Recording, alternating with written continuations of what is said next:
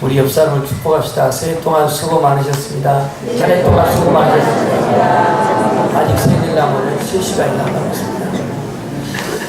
어제 저는 환자 4명을 오후에 신방을 했는데요. 모두 다 독감 환자를 신방했습니다. 독감 환자 신방하다가 독감 올리면 어떡하려고 그러냐고 우려를 하면서 신방을 오지 말라라고 부모님들이 한사코 말렸는데, 그래도 또 안 가면 서운할 것 같고 해를 또 받기 전에 한번 가서 기도를 해야 되겠다. 그래서 네 사람 오후에 가서 만나고 왔습니다. 오늘 빈자리에 있는 원인들은 아마 독감 환자들이 여기 못 나와서 그런 것 같은데, 아까 효진이 여기 있어요. 효진이 그래 기도받고 그래 거기 앉아있네. 아직 저도 감기 안 나는 것 같은데 아까 기도한 거 보니까. 오늘 몸이 불편한 분은 해를 넘기기 전에 다 치유받기를 축복합니다. 아멘. 이름대로 될지어다. 아멘. 유대교 랍비 한 사람과 힌두교 성자 한 사람하고 그 다음에 변호사 이 세 사람이 여행을 하다가 시골길에서 차가 사고가 나가지고 어쩔 수 없이 시골에서 하룻밤을 지내게 되었습니다. 그 시골의 깊은 밤 농가에서 하룻밤을 지내게 되는데, 이 농부가 내가 자는 이 방은 나를 포함해서 3사람께 잘 수밖에 없으니 한 사람은 어쩔 수 없이 동물에 있는 우리간에서 자야 된다 그랬습니다. 누가 가서 자야 될까요? 첫 번째 랍비가 나는 오늘 워낙 들판 체질이라 광야에서 나는 굴러먹다가 온 사람이라 우리간에 사도 전혀 자기 없다면서 내가 자겠어 하고 갔습니다. 조금 있다가 노크 소리가 났습니다. 주인장이 문을 열어보니까 그 랍비가 문을 여는 거예요. 아니 왜 불편한 일 뭐가 있습니까? 나는 마국간에서 자도 외양간에서 상관없는데 거기에 돼지가 있었습니다. 유대인은 돼지가 부정한 동물이라 도저히 돼지하고는 잘 수가 없습니다. 그러니 나는 거기서 못 잡니다 하고 들어왔습니다. 이번에는 힌두교 성자가 갔습니다. 그럼 내가 거기서 자지요 뭐. 하룻밤은 못 자겠습니까? 하고는 자차하고 갔습니다. 조금 있다가 또 와서 노크를 합니다. 주인장, 거기에 우리 조상님이 계십니다. 소가 거기 있는데 내가 어떻게 조상님하고 같이 그렇게 잡니까? 그래서 나는 우리 조상하고는 신하고는 잘 수가 없다. 그리고는 오는 거였습니다. 이제 누가 가야 돼요? 변호사가 가야 돼요. 변호사가 투덜투덜 했어요. 에이씨 그러면서 에이씨 하면서 갔습니다. 조금 있더니 농구 소리가 들렸습니다. 주인장이 또 변호사가 나온다고 일어났더니 세상에 돼지하고 소가 와서 기다리고 있었습니다. 변호사가 쫓아왔다는 얘기입니다. 그 동물들을. 참 오늘 우리 사회는요, 여러 가지 참 어려운 일들이 한두 가지 아닌 것 같습니다. 더더군다나 2016년에는 참 어려운 일이 많았던 것 같습니다. 이 다사다난했던 한 해를 보내면서 참 아쉬운 점도 많이 있지만, 그렇다고 우리가 이 과거라고는 2016년에만 우리가 매이지 말고 이 무거운 한 해를 다 헐고 영광스러운 은혜로운 새해를 맞이하기를 축복합니다. 그렇다면 오늘 우리가 이 과거를 되풀이지 않기 위해서는 새로운 또한 결심을 해야 되는데, 어떤 새로운 결심을 해야 될 것인가? 오늘 이 로마서 12장 1, 2절 이 말씀을 통해서 이 성경이 말해주는 하나의 변화, 성경이 말해주는 오늘의 우리의 새로운 결심을 한번 찾아보고자 합니다. 이 변화라고 하는 것은 사실 그렇게 생각하기 쉽지가 않습니다. 사람들은 변화를 두려워하고 변화를 꺼려합니다. 기존 문화와 기존의 환경과 기존의 세대에 그냥 안주하며 살기를 바라지 어떠한 변화를 부담스럽게 생각하고 변화를 싫어한답니다. 변화는 지금의 이 모습을 그대로 내가 인정하고 이대로 자독한 게 아니라 보다도 하나님이 보시기에 합당한 내면의 무장과 보다도 하나님 보시기에 합당한 우리의 라이프 스타일, 생의 스타일의 어떠한 새로운 변화를 하나님은 기대하고 계시는데요. 성경이 말한 변화는 오늘 무엇을 우리에게 말하고 있을까? 로마서 1장 1장에서 11장까지는 무엇을 믿어야 되며 어떻게 믿어야 될 것인가, 이 신앙의 교리에 대한 부분을 바울이 기록했다면, 오늘 12장부터는 예수님을 믿는 우리가, 구원받는 우리가 어떻게 살아가야 할 것인가에 대한 삶의 내용을 기록하고 있습니다.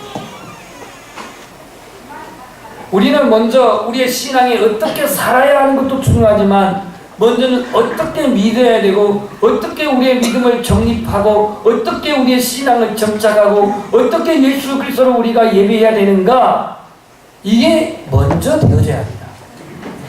예수님과의 관계, 예수님과의 믿음, 예수님으로 말미암은 구원의 관계가 온전히 설정이 되지 아니한 변화는 올 수가 없습니다. 우리 안의 근본적인 변화는 예수님으로 말미암아 되어집니다. 은혜로 말미암아 되어집니다. 성령으로 말미암아 되어집니다. 내 인간적인 임의의 노력과 도전과 각심과 결심으로 되어진다고 한다면, 복음이 왜 필요하며, 십자가가 왜 필요하며, 예수 그리스도가 왜 필요합니까? 그래서 오늘 먼저 우리가 생각하는 것은 무엇을 믿고 왜 믿음으로 살아야 하느냐라고 하는 것을 이 로마서의 11장에서까지 얘기했다고 한다면, 예수님을 믿는 우리는 어떤 변화를 이루어야 될 것인가? 오늘 1절 말씀을 다시 자막과 함께 읽겠습니다. 자막이 떠버렸네. 그냥 그러면 성경 덮어놨습니까 벌써?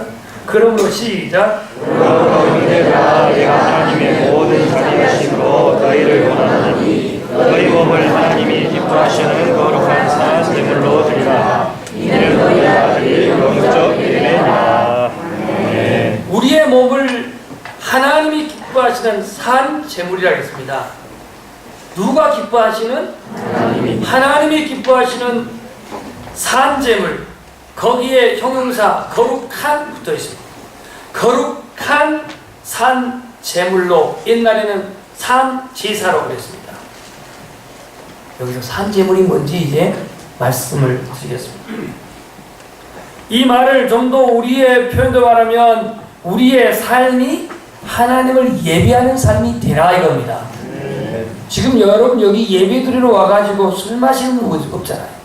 지금 예배 드리러 와가지고 이 시간에 경고, 그 하나님 앞에 그 경망스럽게 누가 지금 뭐 핸드폰 두들면서 게임한 사람 없잖아요. 지금 하나님 앞에서 지금 딴짓한 사람 없잖아요. 모든 삶이 하나님 앞에 예배드린 것 같이 정직하고, 예배드린 것처럼 엄숙하고, 예배드린 것처럼 단정하고, 예배드린 것처럼 질서정연하고, 예배드린 것처럼 여러분들이 집중한다면 얼마나 아름다울까요?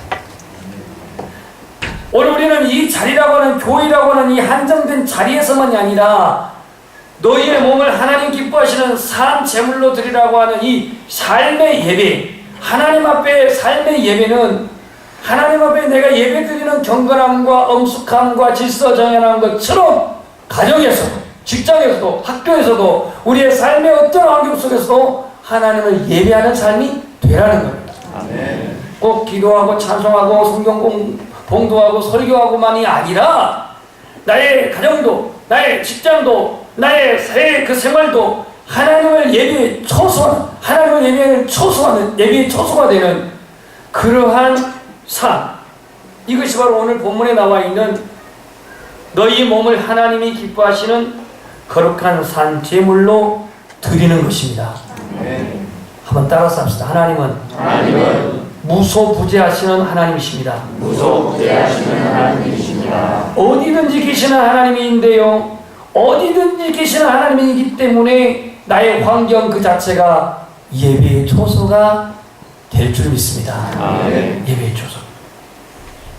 그래서 오늘 사도 바울은 그러므로 형제들아 내가 하나님의 모든 자비하심으로 너희를 권면한다 라고 말하면서 이것을 명령으로 말하지 않고 수평적인 관계에서 말씀합니다. 수평적인. 사랑하는 형제들아, 형제들아, 자신은 목사님이고 너희들은 평신도구가 아니고, 자신은 장로님이고 너는 정말로 집사고 아니라, 어떠한 직분이 아니라, 어떠한 수직관계가 아니라 수평적인 관계에서 형제들아 내가 너희를 모든 자비하심으로 권면한다 하면서 이 말씀을 드리고 있습니다. 오늘 제물로 드린다고 하는 것은 반복적인 예배입니다.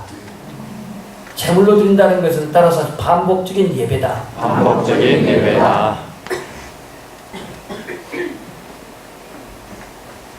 오늘 우리의 생각마다, 우리의 모든 사건마다, 우리의 모든 생활마다 이 예배자의 모습을 놓치지 않기를 소망합니다. 물론 사람에 따라서 차이는 있겠지만 예배자의 자세는 얼마나 신중하고 얼마나 엄숙하고 얼마나 조심성 있습니까? 오늘 하나님께 드려져야 할 예물, 제물, 이 제물을 구약적으로 표현한다면 점도 흠도 없는 제물이어야 합니다. 오늘 본문에는 거룩한 산 제물이라고 했습니다. 우리의 몸이 거룩한 산 제물이어야 한답니다. 우리의 삶이 거룩한 산 제물이 되어야 한다고 합니다. 오늘 우리의 드림이 거룩한 산 제물이 되어야 한다고 합니다. 제물은 깨끗하게 구별되는 특징이 있는데요, 구약의 성경의 제물, 송아지를 드리든 양을 드리든 아니면 비둘기를 드리든 그 제물의 크기로 평가하지 않았습니다. 제물의 비싼 값어치로 평가하지 않았습니다. 오로지 제물의 그 가치는 뭐냐면 깨끗하고 구별되는 데 있었습니다. 점도 없고 흠도 없는. 이 얘기는 무엇을 의미합니까? 오늘 하나님 앞에 우리가 예배하는 데 있어서 세상에서 어떤 신분이 중요하지 않아요. 세상에서 내가 얼마나 가졌느냐가 중요하지 않아요. 하나님이 보시는, 우리에게 보시는 규정은 그 예배가 정성이 있느냐 이거예요. 그 예배가 구별이 되어 있느냐 이거예요. 그 예배가 온전 드리는 예배냐 이거예요. 이걸 보는 겁니다. 이걸. 당시의 구약 성경의 제물은 제사장이 철저한 검열을 해야 했습니다. 거기서 흠 있는 것은 제물로 불합격당했습니다. 그러면 그 사람은 다시 가져와야 돼요. 이 거룩한 제물로 드린다. 이거는 온전히 바쳐지는 그런 거예요. 번제는 어떤 지사죠? 번제. 온전히 태워지는 제사잖아요. 번자가 태울 번자니까. 우리의 예배는 번제입니다. 한번 고백합시다. 번제, 예배는 번제이다. 번제가 아니라 번제. 구약의 그 번제를 신약의 예배로 지금 말씀을 드리는데요, 오늘 내 시간이 온전히 드려져야 이게 번제고요, 내게 있는 재능이 온전히 주님께 드려져야 번제이고요, 내 몸이 원신되어져야 번제이고요, 내 물질을 내 것이 아니고 주님 것이라고 드려져야 번제입니다. 그러니까 오늘 우리 예배는 종합적인 제사, 구약으로 말하는 종합적인 제사를 압축해서 함축에 드린 것이 예배예요. 시간, 재능, 헌신, 물질, 이걸 온전히 드린 거예요. 본전 생각해서 드린 건 예배가 아닙니다.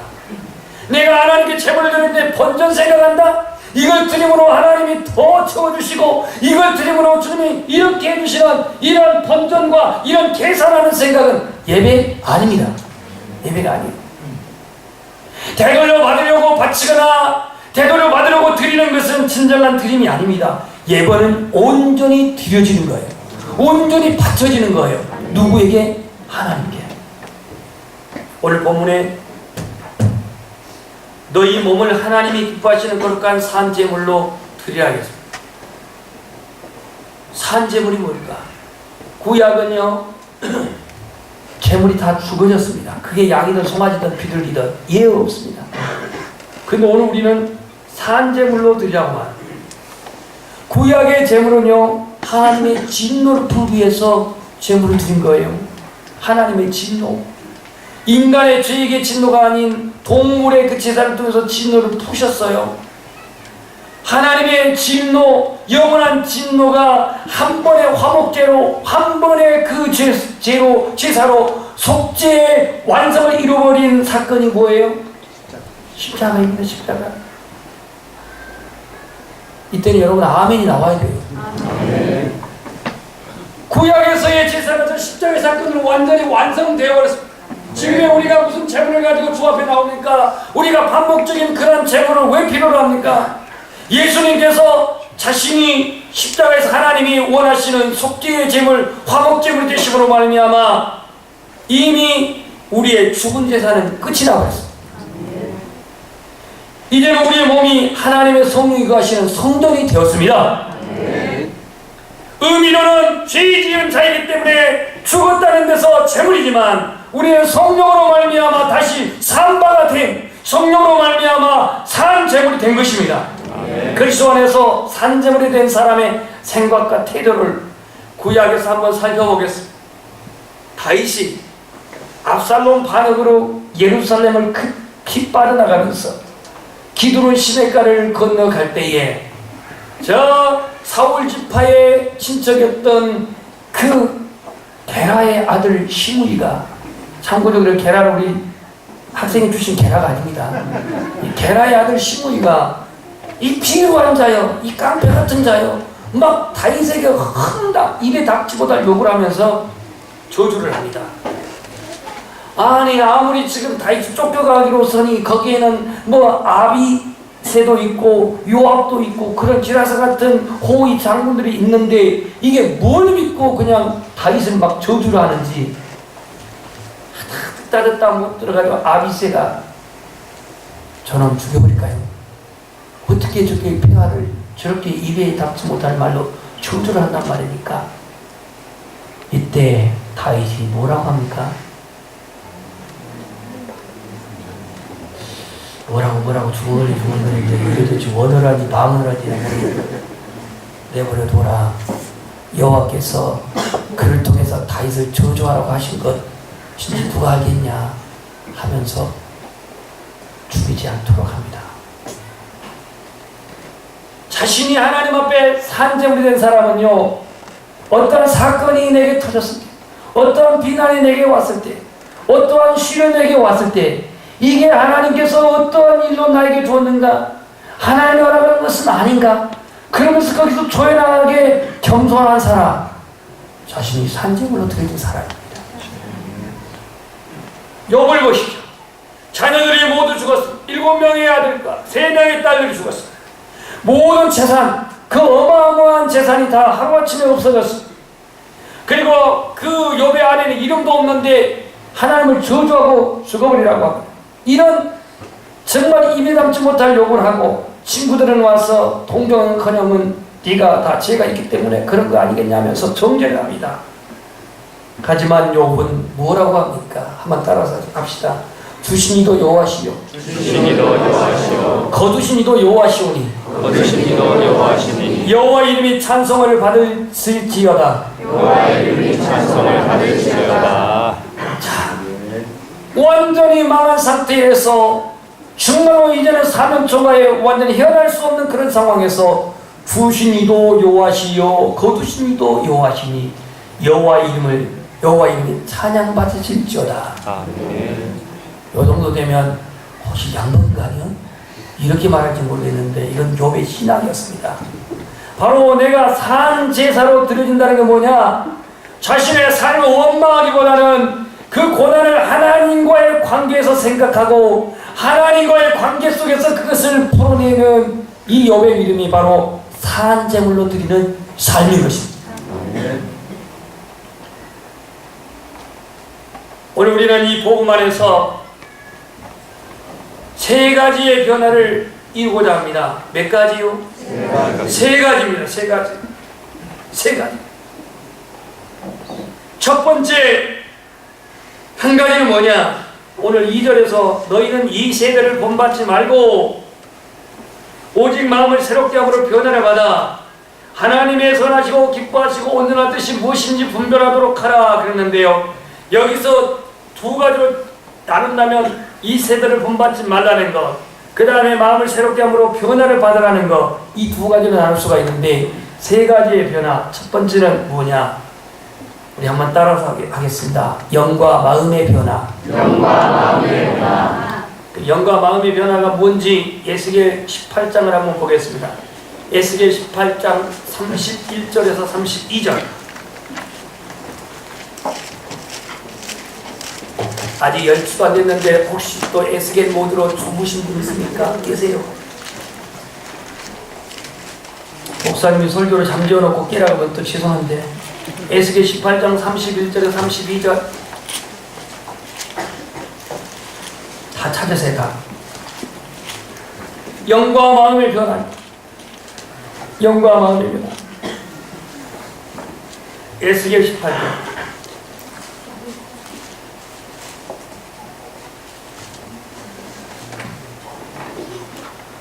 19장이에요. 31절 32절 18장 30절 32절 시작. 너희는 너희가 범한 모든 죄악을 버리고 마음과 영을 새롭게 할지어다. 이스라엘 백성아 너희가 어찌하여 주자 하느냐. 주 여호와의 말씀이니라. 죽을 자가 죽는 것도 내가 기뻐하지 아니하노니 너희는 스스로 돌이키고 살지니라.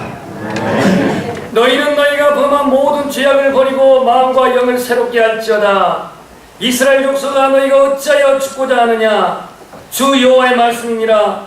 죽을 자가 죽을 것도 죽는 것도 내가 기뻐하지 아니하노니 너희는 스스로 돌이키고 살지니라.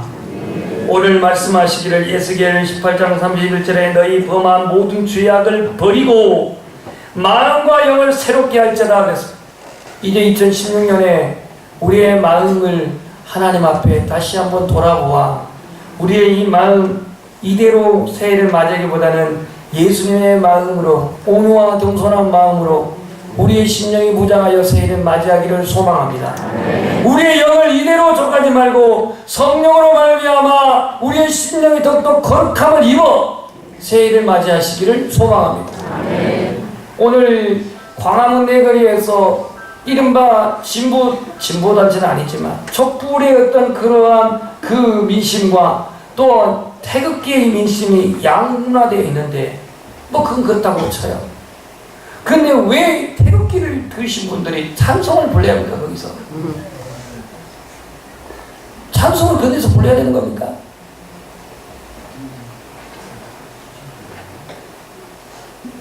찬송은 불러야 할 때가 있고 목적이 있지.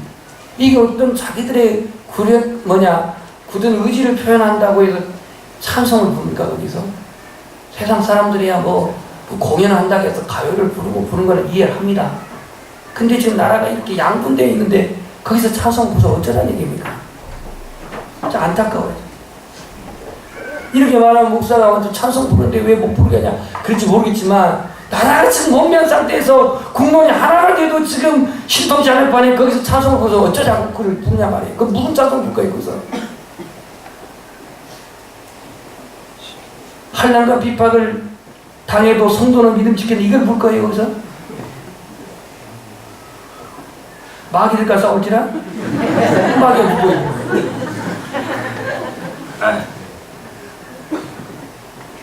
오늘 우리가 우리의 영과 마음의 변화 이대로 내가 새해를 맞이하겠다는 게 아니라 하나님 앞에 오늘 이 한 해가 가기 전에 2017년을 맞이하기 전에 우리의 마음에 예수님의 마음을 가지시며 우리 안에 이 성령의 기름 부으심 받으셔서 하나님 앞에 더욱더 거룩한 영혼으로 새해를 맞이할 수 있는 변화가 있기를 소망합니다. 아멘. 내가 지금까지 지은 죄를 이 해가 가기 전에 회개하고 내가 마음의 변화가 영혼의 변화가 있어야 우리의 삶의 변화가 있지 마음의 변화가 없는 게 삶의 변화가 옵니까?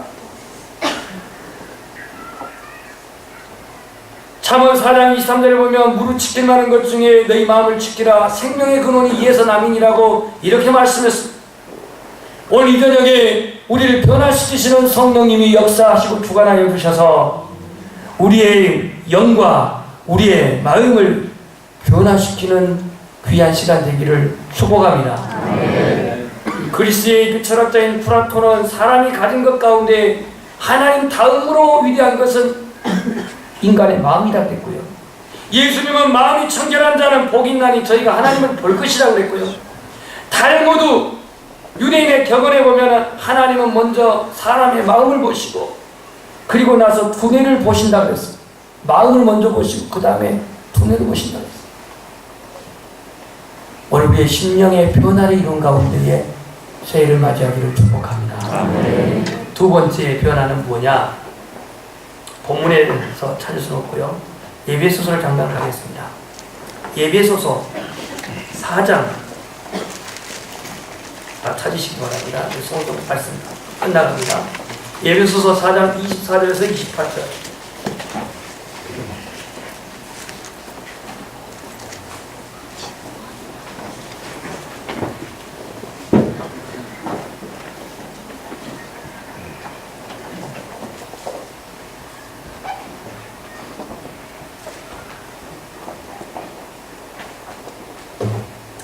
(23절) (24절) 시작. 오직 너희의 심령이 새롭게 되어 하나님을 알아 의와 진리의 거룩함으로 지으심을 받은 새 사람을 입으라. 오직 너의 심령이 새롭게 되어 하나님을 따라 의와 진리의 거룩함으로 지으심을 받은 새 사람을 입으라. 생활의 변화, 삶의 변화, 생활의 변화, 삶의 변화. 오늘 본문의 28절까지 쭉 보시면요, 부은을 내어도 죄짓지 말고 해가 지도록 품지 말며 삶의 변화입니다. 마귀에게 틈을 주지 말라고 합니다. 도둑질하는 자는 다시 도둑질하지 말고 가난한 자에게 구제할 수 있도록 자기 손으로 수고하여 선한 일을 하라고 말씀하고 있고, 무릇 더러운 말은 너 입 밖에도 내지 말라라고 말씀하시면서 오늘 우리에게 생활의 변화를, 삶의 변화를 오늘 바울은 말씀하고 있습니다. 오늘 우리의 언어가 어떠했는지 보십시오. 오늘 우리의 가치관이 무엇인지 보십시오. 회개한 사람의 내적인 증거는 심령의 변화가 생기고요, 회개한 사람의 내적인 증거는 생활의 변화가 옵니다. 한번 따라서 하겠습니다. 회개한 사람의 내적 증거는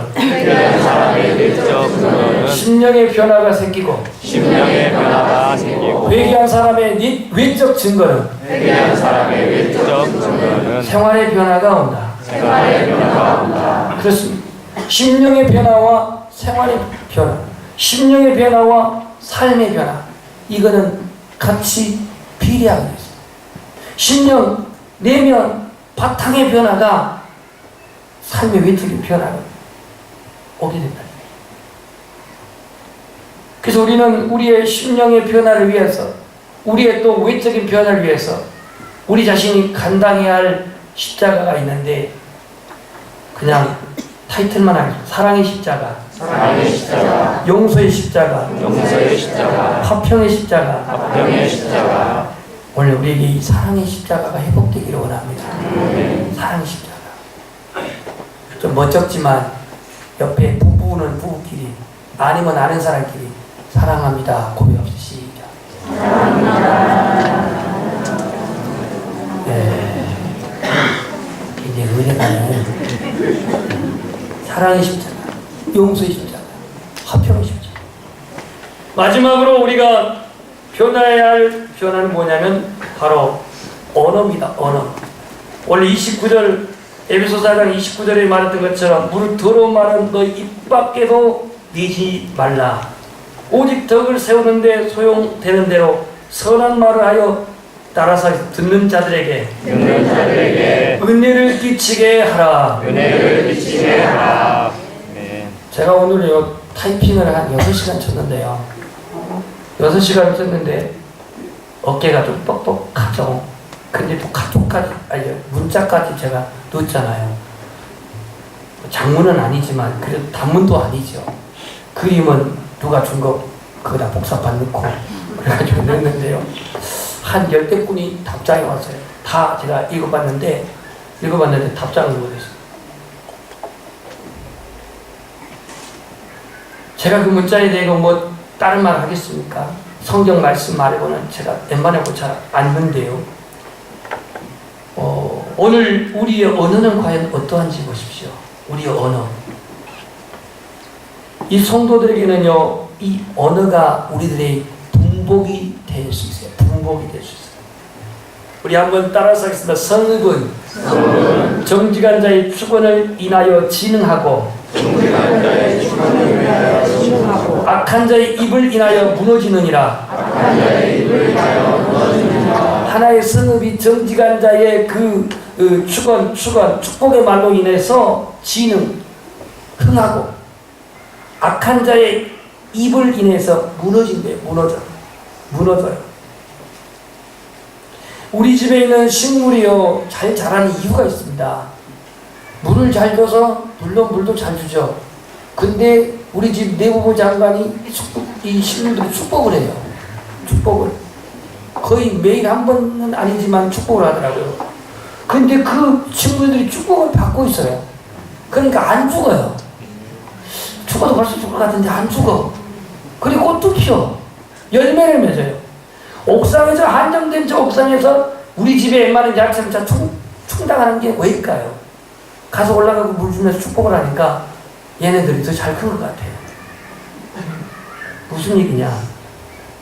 오늘 우리 말하는 대로 돼요.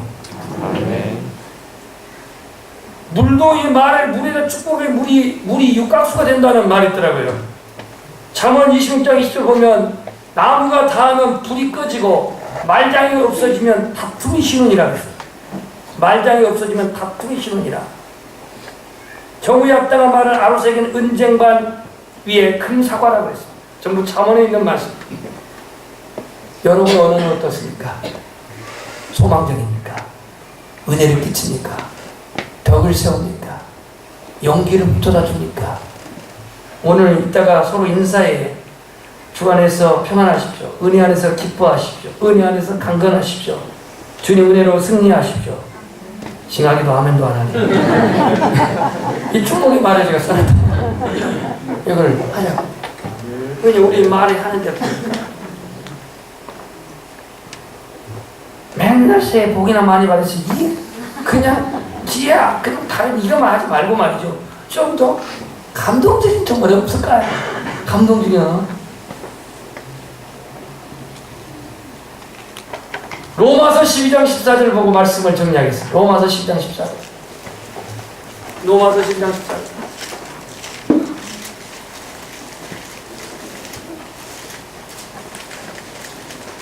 로마서 12장 14절.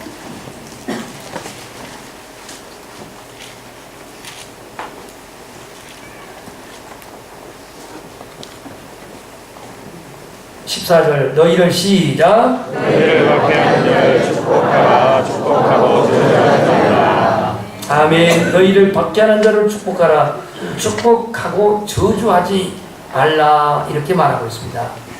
유대 경전에 가면 너희는 아침 해같이 명랑한 것을 말하라. 너는 아침 해같이 명랑한 것을 말하라. 그렇지 않으면 침묵하라. 공자는 군자는 행동으로 말하고 소인은 혀로 말한다. 이런 뜻이 있습니다. 오늘 우리 언어의 변화가 이 새해에는 더 아름다운 입술의 열매를 맺기를 축복합니다. 어느 교회 부흥회 수요일 마지막 성회를 마치고 장로님 부인 권사님께서 이불 보따리를 싸들고 교회로 왔습니다. 담임 목사님이 이 돌출 행동에 무슨 일이냐고 물었더니 목사님, 교회에서는 우리 장로님이 천사와 같은데 집에만 오면 달라지니 아예 은혜 받은 집에 교회에서 사는 것이 좋사옵니다. 신앙과 삶의 전형적인 이중적인 모습을 보여주는 하나의 얘기인데요. 오늘 우리의 믿음은 우리의 삶과 우리의 믿음은 우리의 예배와 교회 안에서 우리 예배는 가정 안에서 예배의 삶으로 그렇게 더 성화되기를 축복합니다. 아멘. 복음 안에서 우리의 생활을 우리의 몸을 구별하고 하나님께 드리는 예배자, 생활의 변화가 구체적으로 일어나는 예배자, 우리의 영혼과 마음이 변화되어지고 우리의 언어와 말이 성화되어지는 이러한 한 해가 되기를 예수님의 이름으로 축복합니다.